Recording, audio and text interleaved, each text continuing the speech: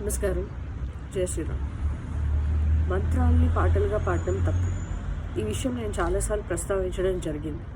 మళ్ళీ ఎందుకు ప్రస్తావిస్తున్నాను అంటే, సూర్య గాయత్రి అనే ఒక అమ్మాయి చాలా టాలెంటెడ్ సింగర్ ఉంది. ఆ అమ్మాయి సంగీతం వరకు చాలా టాలెంటెడ్, అందులో ఎటువంటి సందేహం లేదు, చక్కగా పాడుతుంది. కానీ నేను ఒక రిక్వెస్ట్ అనుకుంటారా, లేకపోతే మిమ్మల్ని ఆర్డర్ చేస్తాను అనుకుంటారా, I don't care. But please stop singing mantras.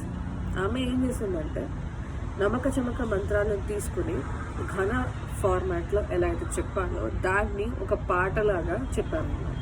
వెనకాల బ్యాక్గ్రౌండ్ మ్యూజిక్ పెట్టేసి. మంత్రానికి ఒక మర్యాద ఉంటుంది.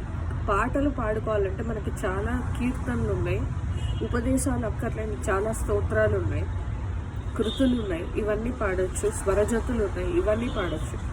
కానీ మార్కెటింగ్ కోసం అడ్డమైనవి పనులు చేయకూడదంట.